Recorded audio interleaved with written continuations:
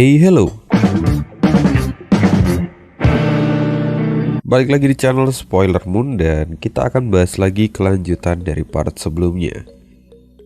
Sebelum mulai sedikit sharing bahwa gue sebenarnya tadi ragu untuk ngupload part ini apa enggak, karena jujur aja udah jam 7:30 itu aneh masih dapat 10 halaman doang gitu. Dan kalau misalnya dilanjutin itu akan sangat nanggung gitu ceritanya. Jadi jujur bingung sih ini diupload apa enggak, karena cuma 10 halaman. Pasti estimasi dapat videonya sekitar 30 menitan doang gitu.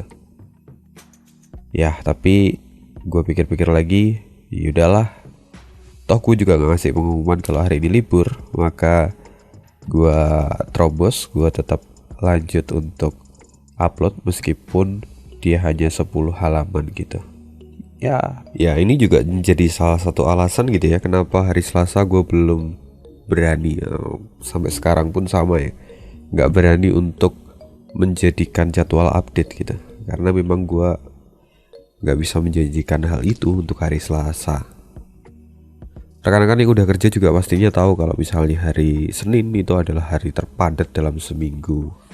Jadi ya, untuk bisa memberikan bonusan di hari Selasa itu memang kadang effort yang harus dikerahkan itu agak lebih. Jadi ya sedapatnya ya. Semoga kalian juga masih tetap bisa puas dengan part kali ini. Di part sebelumnya Zovan terselamatkan karena QR datang menghadang ketiga Raja Pedang. QR juga menggunakan Dragon Ball Mini untuk menghentikan mereka.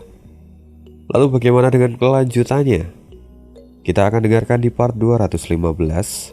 Dan part kali ini aneh ambil dari bab 1078 sampai 1080.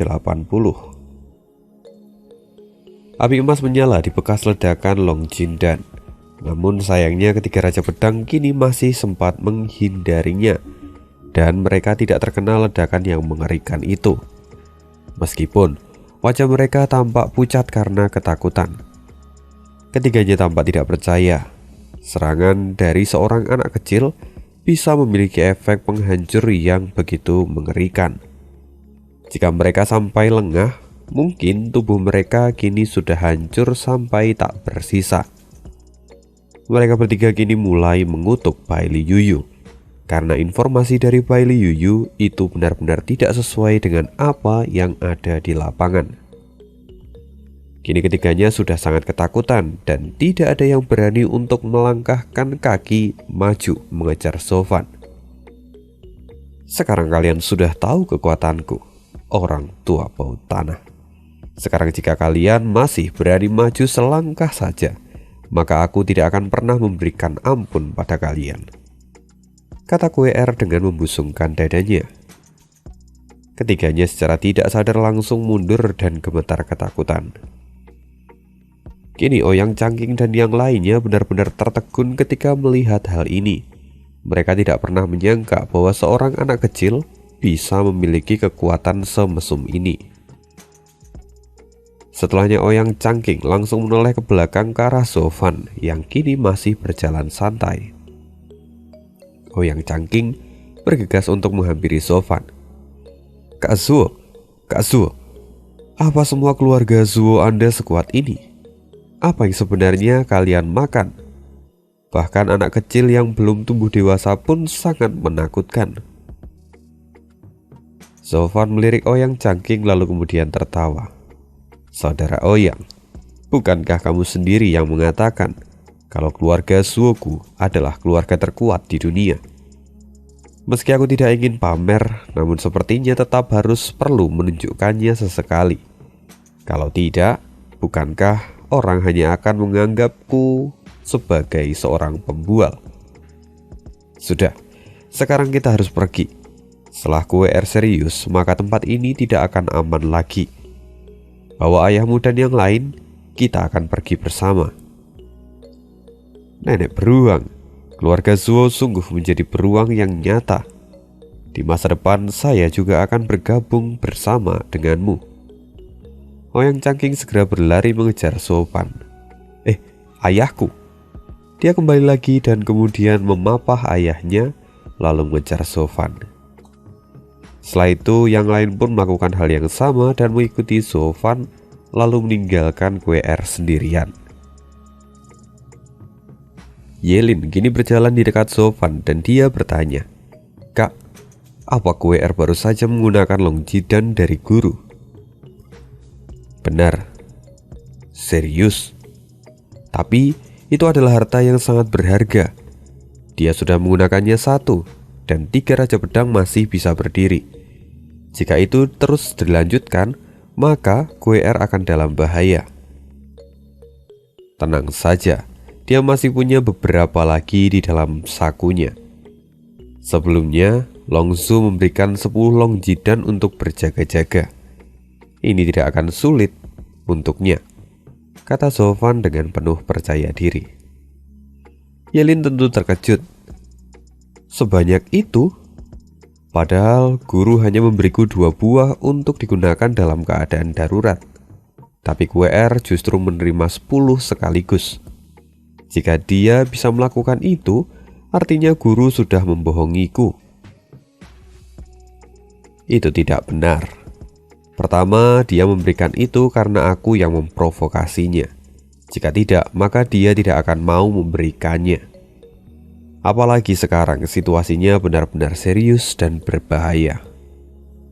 Berbahaya? Tapi Kak, bukankah kamu sebelumnya sedang berada dalam tugas untuk menyegel gua angin surga dan bumi? Tapi kenapa kamu sekarang datang ke Beiso? Apa ada sesuatu yang bisa kubantu? Kurasa kamu tidak akan bisa membantu dalam keadaan ini, kata Sofan sambil menggelengkan kepalanya. Sebenarnya aku datang ke Beiso kali ini untuk menemui binatang suci Feng Tian Hai Yao. Tapi kata Longzu, dia adalah binatang suci yang memiliki temperamen paling beringas dibandingkan dengan binatang suci lainnya. Dia sangat membenci manusia dan itu menjadi sangat berbahaya. Jika ada manusia yang pergi ke sana, maka itu hanya akan menjadi mangsanya. Pengorbanan tidak ada artinya di hadapan Feng Tian. Jadi, tidak ada yang bisa kamu lakukan. Kali ini pun, aku hanya akan mengambil kesempatan untuk membujuknya jika berhasil. Yelin sendiri merenung sebentar karena dia pernah mendengar tentang temperamen dari Feng Tian. Dan dia tahu kekuatannya. Jadi memang tidak ada baiknya jika dia memaksakan diri untuk membantu Sofan. Akhirnya Yelin pun mengangguk dan kemudian terus mengikuti Sofan. Semua orang pun bergerak bersama dan pergi menuju susunan teleportasi, lalu meninggalkan QR sendirian. Di sisi lain, ketiga Raja Pedang kini masih tertunduk dan melihat QR dengan wajah ketakutan. Namun tiba-tiba angin berhembus kencang dan sosok orang tua berbadan tinggi dan tegap muncul di tempat itu. Seluruh tempat itu segera dilanda tekanan yang mengerikan dan ketiga Raja Pedang bergumam, "Leluhur?" Tubuh ketiga Raja Pedang semakin gemetar. Mereka segera membungkuk dan memberi salam.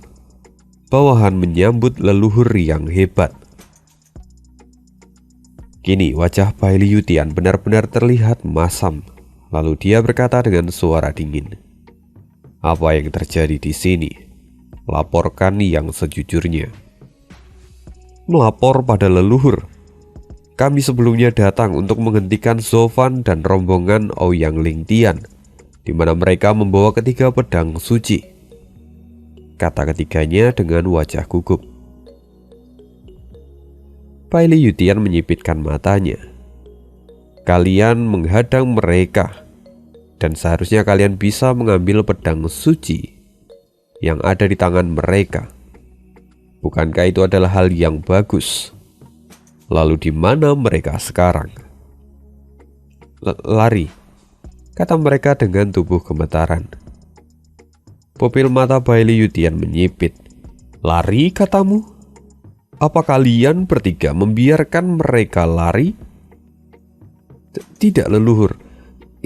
Itu karena apa?" Kenapa kalian masih saja berdiam diri di sini dan tidak segera mengejar mereka?" bentak Bai Liutian. Wajah mereka gemetar dan juga menjadi suram. Lalu sekali lagi mereka membungkuk dan kemudian menunjuk ke arah KWR. "Leluhur, maafkan kami, namun kami dihentikan oleh anak kecil itu, dan kami tidak bisa mengejar mereka." "Anak kecil?" Mata Bai Liutian menyipit dan dia tampak marah. "Apa anak kecil itu yang menghentikan kalian?" "Benar leluhur, dia adalah putri dari Zovan. Meski penampilannya sangat polos, tapi dia sangat berbahaya," kata mereka dengan wajah getir. Ledakan besar tiba-tiba terjadi dan mereka bertiga pun terbang dalam sekejap. Ketika mereka jatuh, wajah mereka pucat dan Bai Liutian kini tampak sangat marah ketika melihat ketiganya. "Jangan membuat alasan di hadapan orang tua ini. Bagaimana bisa kalian dihentikan oleh seorang gadis kecil? Sungguh menyedihkan." Ketiganya segera bangun dan membungkukkan badan dengan wajah ketakutan. Bai Liutian berbalik dan melihat ke arah KWR lalu berkata, "Sepertinya Gunung Tianmu tidak bisa dianggap remeh. Apalagi seorang anak kecil rupanya bisa menghentikan 3 orang Raja Pedang. Sungguh itu adalah hal yang tidak mudah untuk dilakukan.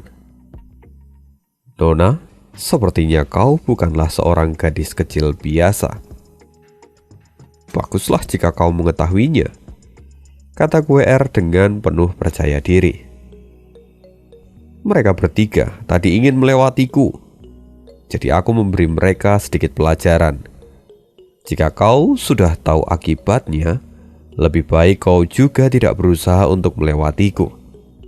Atau jangan salahkan aku kalau bersikap tidak sopan pada orang yang lebih tua," kata KWR dengan penuh kesombongan. "Benarkah itu?" kata Bai Liutian sambil tertawa. KWR langsung melepaskan niat membunuhnya dengan intens. "Jika kau tidak percaya, maka aku akan mengkremasi tubuh tuamu itu." "Sungguh itu adalah nada yang besar," kata Bai Liutian sambil tersenyum dan merendahkan. Dia kemudian melangkah maju ke arah KWR. "Gadis kecil, sejak aku muda, tidak pernah ada yang berani bicara sombong di hadapanku. Kau adalah yang pertama, dan sekarang aku ingin melihat apakah kau memang memiliki kualifikasi untuk bermulut besar seperti itu," katanya sambil tertawa. KWR menggertakkan giginya dan langsung mengangkat tangannya tinggi-tinggi. Kembali Long Jin dan Mini muncul di tangan KWR dan dia berseru, "Orang tua bau tanah, kau sendiri yang memilih jalan ini. Jangan sampai kau menyalahkan orang lain atas kebodohan yang kau lakukan sendiri. Salahkan dirimu karena telah berani melewati batas yang seharusnya tidak pernah kau lewati." Bai Liutian melihat tangan KWR dan merasakan aura yang sangat kuat dari bola api emas itu. Ekspresinya tidak bisa bohong karena ada keterkejutan di wajahnya. "Jadi inikah yang membuat ketiga Raja Pedang menjadi sampah? Bagus, aku bisa merasakan kekuatan yang ada di dalam benda ini. Meskipun pada akhirnya itu bukanlah kekuatanmu sendiri. Sekarang aku bisa melihat bahwa Gunung Tianmu pasti memiliki seorang ahli sejati yang bahkan mampu membuat manik-manik seperti ini. Dan sepertinya aku tidak akan lagi memiliki penyesalan di dalam hidup ini." "Oh, jangan khawatir, kamu memang akan segera pergi ke dalam neraka," kata KWR sambil mengayunkan Long Jin dan ke arah Bai Liutian. Ledakan keras terjadi saat Long Jin dan membentur tubuh Bai Liutian. Segera lingkungan di sekitar kembali ditelan oleh api emas yang sangat mengerikan. tak terkecuali Bai Liu Tian sendiri yang kini berada di pusatnya.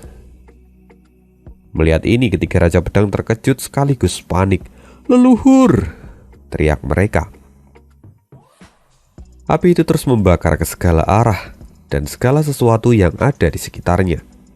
Tidak ada tanda-tanda kehidupan sama sekali. Dan melihat ini, ketiga Raja Pedang pun benar-benar terlihat lemas sampai berlutut di tanah. QR tersenyum dan berkata dengan bangga, "Sekarang rasakan sendiri apa yang kau minta. Sudah kukatakan, jangan melewati batasmu, tapi kau terus saja memaksaku. Sekarang kau bahkan hancur dengan sebagian kecil kekuatan dari Gunung Tianmo kami. Sayangnya, sebelum kau bisa bertemu dengan penguasa sejati, kau sudah mati di tanganku." Penguasa sejati? Aku benar-benar penasaran seperti apa kekuatannya. Tapi nona kecil, apa kamu pikir kekuatan seperti ini cukup untuk menghabisi orang tua ini? Bahkan jika bakatmu sendiri tidak buruk, tapi kau terlalu dimanja dengan kekuatan seperti ini. Sungguh itu membuat orang tua ini kecewa.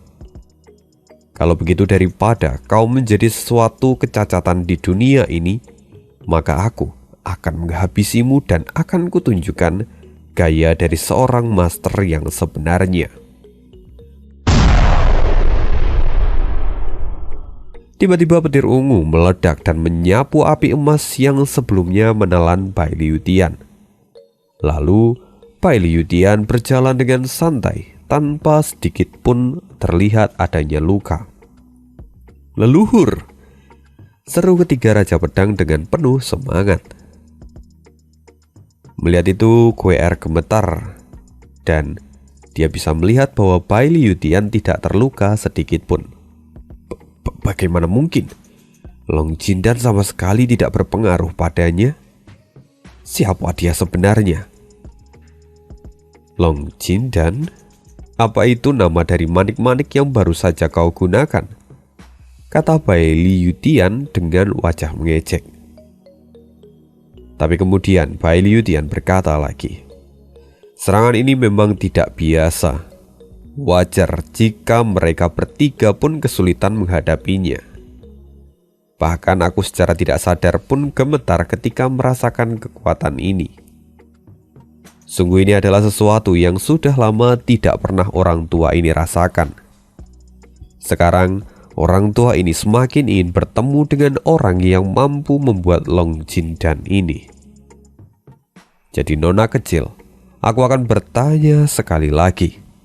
Seperti apa penguasa dari Gunung Tianmo itu?" Pupil mata QR bergetar tanpa sadar. Dia menatap sosok Bai Liu Tian yang kini berjalan ke arahnya. QR menggertakkan gigi dan segera mengeluarkan Long Jindan sekali lagi, lalu melemparkannya. "Gadis kecil, kau sepertinya sama sekali tidak mendengarkan ucapan orang tua ini." Bai Liu Tian melambaikan tangannya dan Long Jindan langsung terbelah dua. Ledakan kembali terjadi dan sisi kiri dan kanan Bai Liu Tian terbakar oleh potongan api emas itu. Bai Liu Tian menyeringai, "Gadis kecil, sepertinya ini adalah batasmu. Kau tidak akan pernah bisa menghentikan orang tua ini. Jadi terimalah nasibmu." QR tidak bisa menyembunyikan tubuhnya yang gemetaran. Bahkan dia yang sebelumnya sangat sombong kini pun terlihat ketakutan. Dia sadar bahwa Bai Liu Tian memang bukan seorang manusia biasa. Bahkan jika dia masih berada di ranah Guiyuan, tapi sejujurnya kemampuannya tidak berada jauh di bawah para binatang suci jika dilihat dari segi kemampuan bertarung. QR sendiri tidak menyangka bahwa akan ada orang selain ayahnya yang bisa melampaui manusia biasa. Mungkinkah orang tua ini sudah mendapatkan esensi dari ilmu Kaisar Pedang? Jika memang itu benar, maka sangat wajar kalau Bai Liu Tian memiliki kekuatan yang sangat mengerikan. Telapak tangan Kue Er kini menjadi basah karena keringat.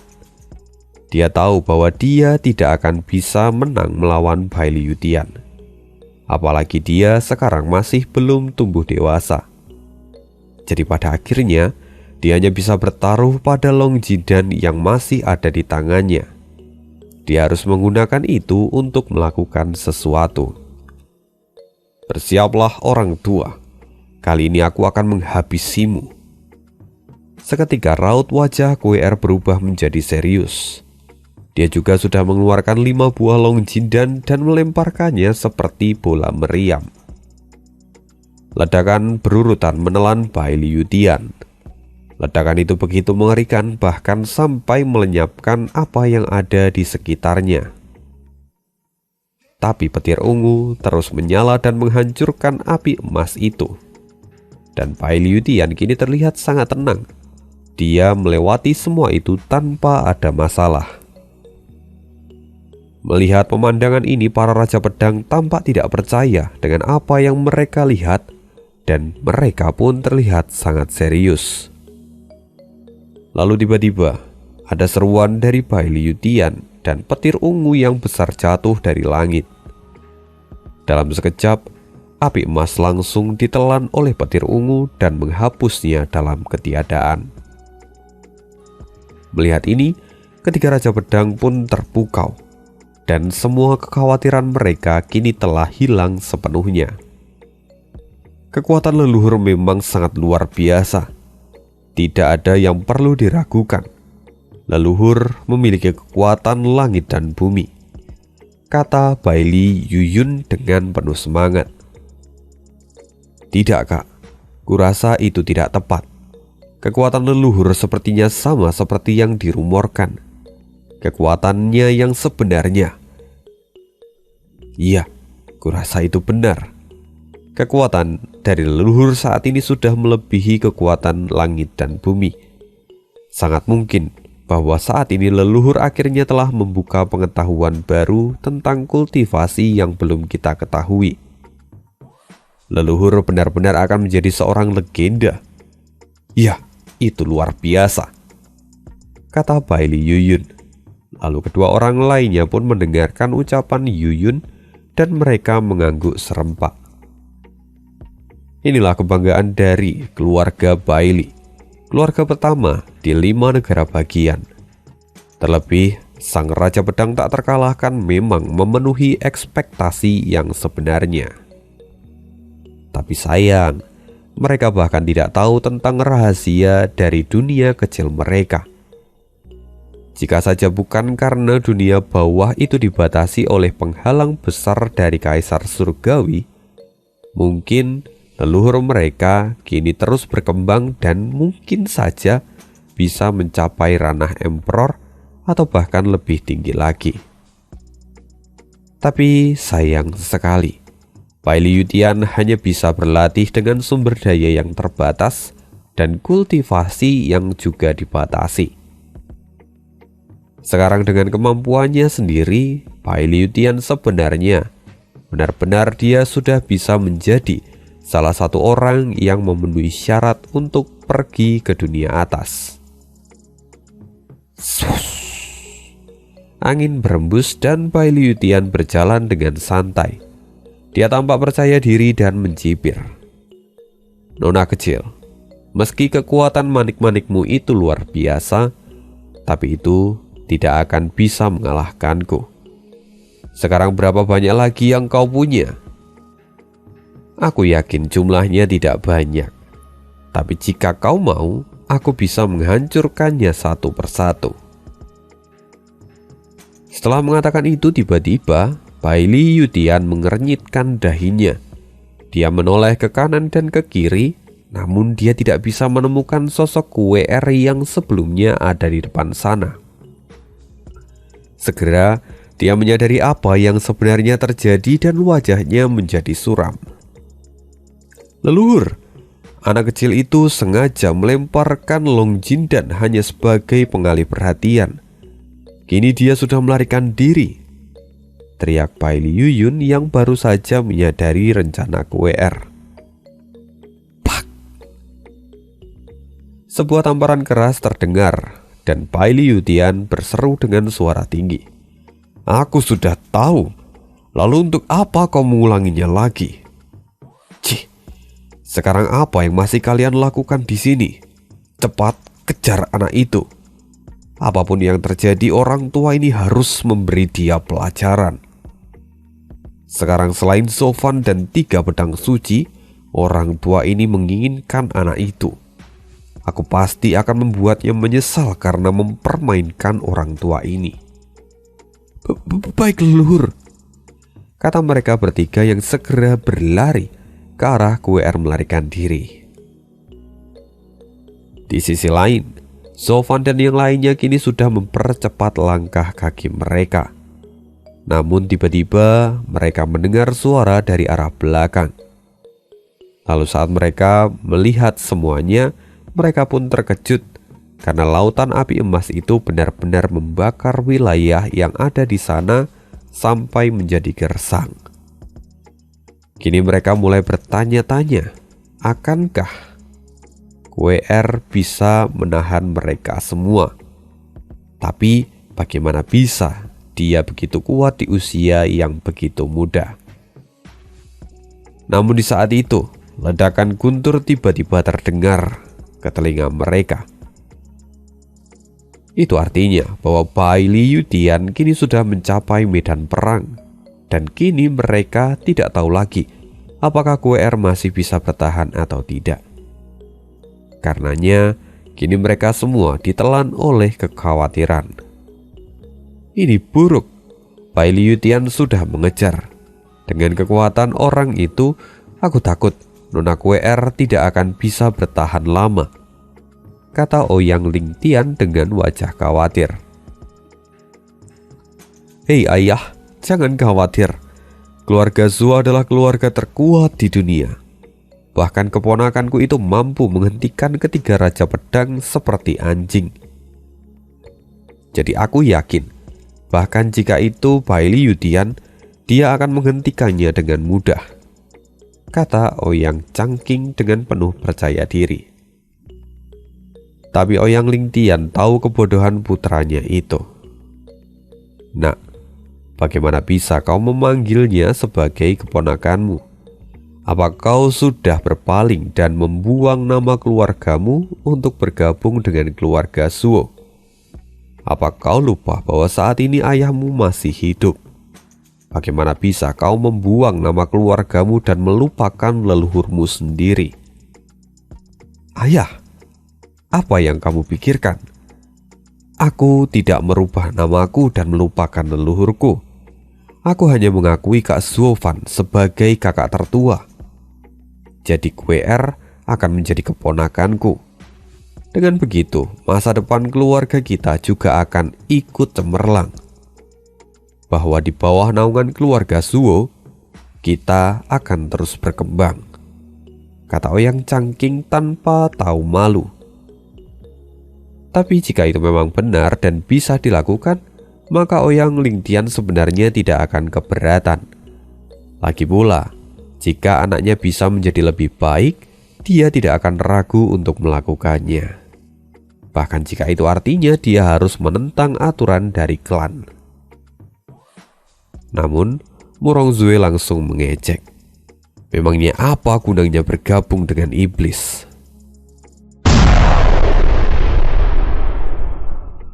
Belum sempat Murongzue melanjutkan kata-katanya, serangkaian ledakan kembali terdengar dari kejauhan.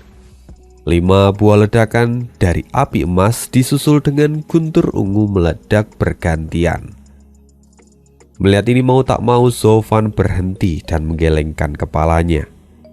Dia menghela nafas dan kemudian berkata, lupakan saja. Sudah tidak ada lagi jalan untuk kita selain bertarung. Jadi siapkan diri kalian. Wajah Sofan menjadi serius. Oke, sekian dulu spoileran kali ini. See you again di next video dan bye.